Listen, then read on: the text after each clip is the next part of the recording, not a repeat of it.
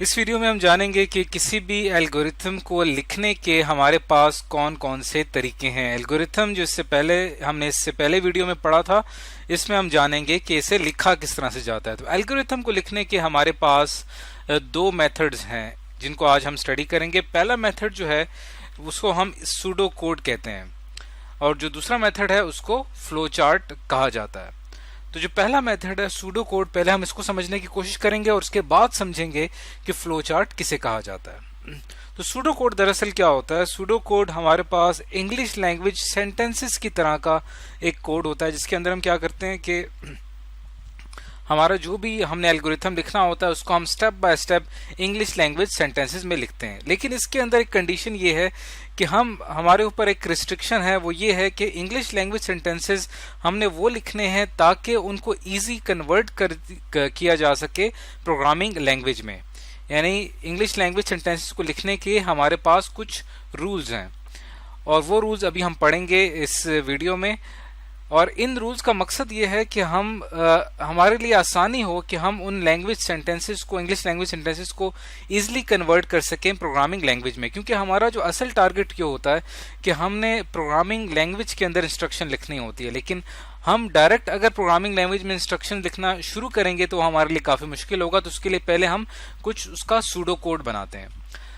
तो अब हम यहाँ पे एक एग्जाम्पल लेते हैं और उस एग्जाम्पल से समझने की कोशिश करते हैं कि सूडो कोड किसे कहा जाता है। मिसाल के तौर पे अगर आपसे ये कहा जाए कि आपने सूडो कोड लिखना है टू ऐड टू नंबर्स, दो नंबर्स को हमने ऐड करना है और इनका आपने सूडो कोड लिखना है, तो उसके लिए हम यहाँ पे उसका एक सूडो कोड लिखेंगे स्टेप बाय स्टेप। नंबर 1, पहली लाइन जो ये होगी कि हमने पहले दो नंबर्स यूजर से इनपुट लेने हैं। तो इनपुट के लिए हम सूडो कोड में एक वर्ड इस्तेमाल करते हैं रीड का।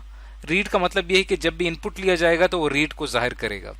तो रीड नंबर 1, तो जो पहला नंबर है उसके लिए हमने ये लाइन लिखी रीड नंबर 1। ये वाली जो लाइन है ये कह रही है कि हम एक नंबर पिक कर रहे हैं, यानी एक नंबर हम इनपुट ले रहे हैं। तो पहली स्टेटमेंट जो है इनपुट स्टेटमेंट है। उसके बाद जो अगली स्टेटमेंट है, जो अगली लाइन है, हमने अगला नंबर लेना है जिसको हमने ऐड करना है, तो उसको भी हम रीड करेंगे, उसको भी हम इनपुट लेंगे, तो वो होगा रीड नंबर 2।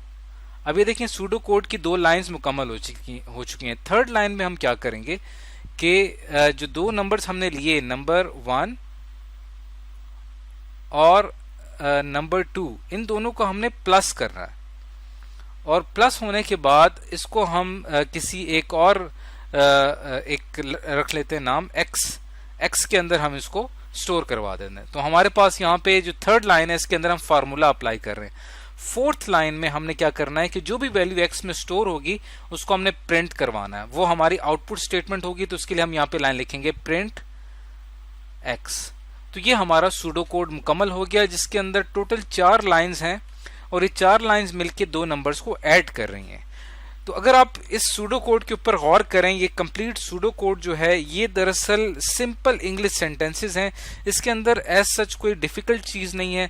पहला नंबर, पहली line, second line, third line, fourth line, चारों लाइंस में एक सिंपल इंग्लिश लैंग्वेज स्टेटमेंट्स हैं, लेकिन हमने उनके लिए कुछ खास वर्ड्स यूज़ किए हैं जैसे कि रीड का या प्रिंट का। तो इससे हमें आसानी रहेगी कि जब हम इस सूडो कोड को कन्वर्ट करेंगे प्रोग्रामिंग लैंग्वेज में तब हमें कन्वर्ट करना ज़्यादा आसान हो जाएगा। तो ये हमने जस्ट एक एग्जांपल ली है सूडो कोड की। इसके अलावा हम और भी एग्जांपल ले सकते हैं सूडो कोड की। कोई भी मसला, कोई भी प्रॉब्लम हो उसका हम सूडो कोड लिख सकते हैं इसी तरह से स्टेटमेंट्स लिखकर। तो आगे चल के हम ये सीखेंगे कि सूडो कोड को लिखने के बाद किस तरह से कन्वर्ट किया जाता है प्रोग्रामिंग लैंग्वेज में। ये हमारा नेक्स्ट स्टेप होगा आगे की जो वीडियोस आएंगे उसके अंदर। तो यहाँ पे हमारा टारगेट ये था कि हमें ये पता चले कि एल्गोरिथम को लिखने का तरीका क्या होता है। तो यहाँ आज हमने सीखा कि सूडो कोड के जरिए हम किस तरह से एल्गोरिथम लिखते हैं। उसके बाद जो वीडियो होगी उसके अंदर हम जानेंगे कि फ्लो चार्ट के जरिए हम किस तरह से एक एल्गोरिथम को डिफाइन कर सकते हैं।